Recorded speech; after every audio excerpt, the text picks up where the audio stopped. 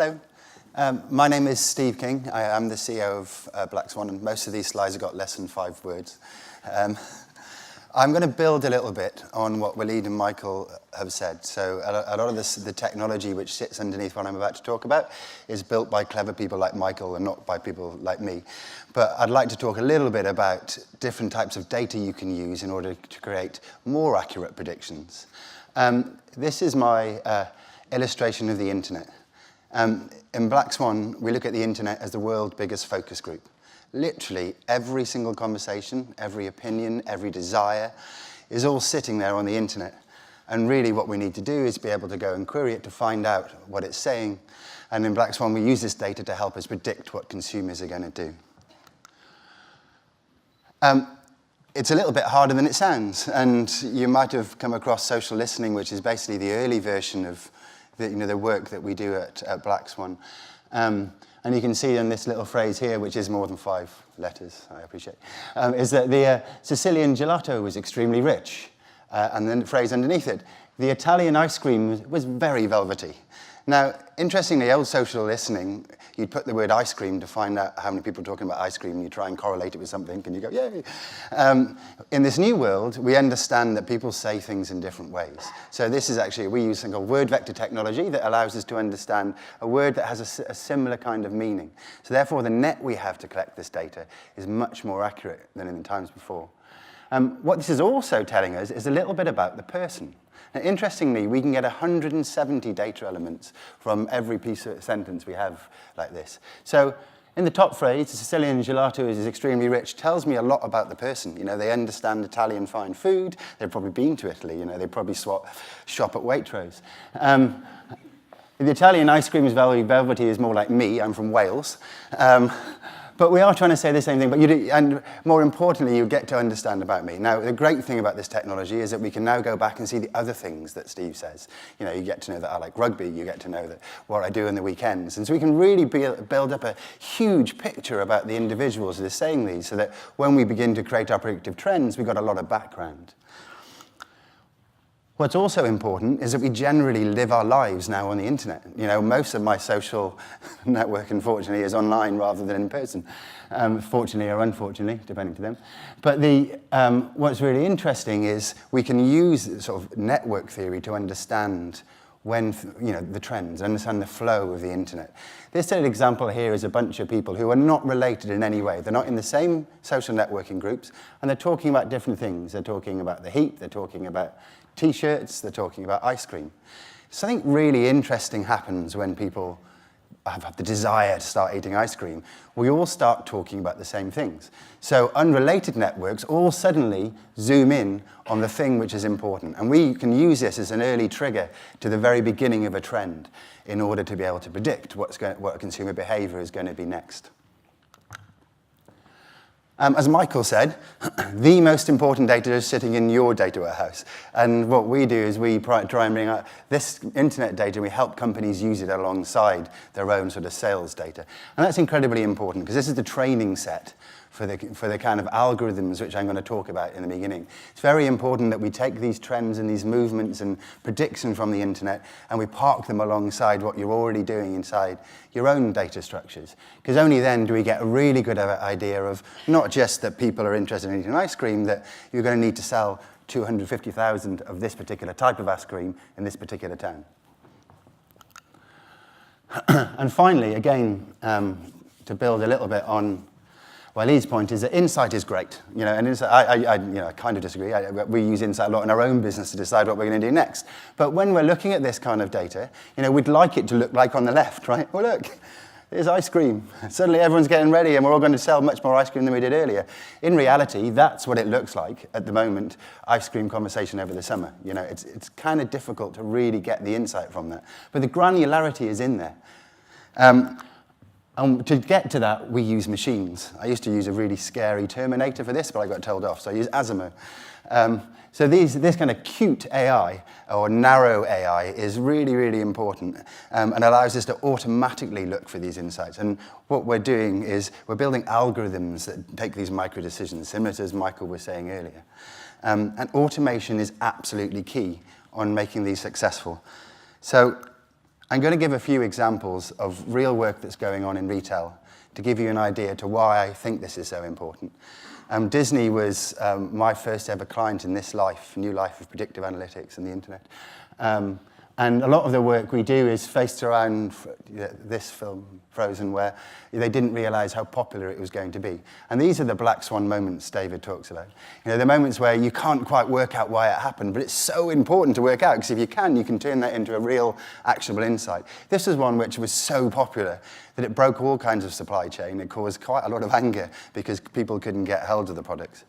We started off with Disney predicting the opening weekend of their cinema, saying, well, this is going to be an incredibly popular film. And we did that by looking at Rotten Tomatoes, IMDb, 250 films trained before, and a bunch of other social data with people saying what they liked and what they watched on YouTube in order to say this weekend, this film is going to be popular. Now, that's not important enough for you guys, and that wasn't important enough for Disney. But what is quite interesting is that algorithm can predict how many DVD sales are going to be made. Now, that is quite useful data because this is obviously now a supply chain and a marketing thing we can have something to do with. So now we're able to predict that well before the film comes out. We're able to get the right amount of these things, not only when it comes to DVDs, but now even to the individual characters in films when they appear in Disney stores. There's some remarkable work going on in Disney to even look at, can we look at the new shows and rides that are going to be going on in Disneyland, all based from this noise that's happening at the beginning of a movie. And that DVD prediction led us to work with some high street retailers who were buying DVDs, and we came across another problem. And what I love about my job is it's mostly problem focused. So someone goes, we know there's something here we need to know. And then we investigate it, and we can build an algorithm which can predict it in the future. And this is a true Black Swan moment. So obviously in the UK, we have a limited number of barbecues due to our wonderful weather. But a really interesting problem we found was that the big barbecue weekend, i.e. the one where we just literally all go to someone's house, take the beer, get the burgers, and have the afternoon getting drunk, there's a really big one, which is much bigger than all the other spikes, and they're not necessarily correlated to weather. So it's not necessarily the first one. It's not necessarily to do with bank holiday weekends. It's like the British condition of wanting a barbecue. So that's like our... And I wanted so much. And that's our magic. So we looked at weather, because of course weather's vitally important. It would stop us having a barbecue. But also the good old Britishness of we are ready now to have our first barbecue of the year. And we find by overlaying those two pieces of data, our supply chain accuracy went up by 5 or 6%. And I think that's absolutely incredible. More importantly, that spike moment, that Black Swan moment where we don't know what's going to happen is now under control. Since then, we've expanded this, and this is into Japan. There's some, it looks awful when in big. These are some fresh Japanese products I enjoyed in my trip to Japan, like Odin. And this is a really interesting example of what we call more data beats better algorithms. Sorry, Michael. And essentially, there were 50 incredible data scientists from university hacking away at a problem for 7-Eleven. 7-Eleven, 17,000 stores across Tokyo alone. If you can shift that needle of supply chain 2% like they had done in the last 3 years, you're talking millions and millions of pounds of savings, less wastage for the world, all the important things which we should be worrying about. So they kind of gave us this problem because we recently took investment from Japan, and we were like, oh, and we kind of thought we should do something. And so we looked at like Japanese opinion and things like how people's feelings changed over seasons and holidays in Japan and flow of people and any data we could find to try and make this happen. And when I went over to Japan just a couple of months ago and I presented our work, our guys had bunged the needle 12%. Right, and just 50 data scientists working for 2 or 3 years in Japan, 2 people in a London office given 2 weeks, because that's what we could really afford to give it, 12%. And why? They just had access to different data. They just had different information that other people had. They were no better, right? We paid it much less love. But what they did have is information that's important to run the business. So I do a lot of my research in pubs. And this is my latest pub meal, put here for a reason. What we've noticed when we had a look at published establishments is that there's a DNA to these places, and we all know this, right? That's my perfect Sunday activity is eating something like that. But one man's burger and pint is another man's gin and tonic and chicken wrap. And where I live and the kind of things I say, it all gives each of one of these pubs a completely different behaviour. And very often when we're making huge decisions, national decisions, we're not paying attention to the DNA of the place. And that's another really important thing you can get by looking at the internet, because a lot of these messages are tagged by location.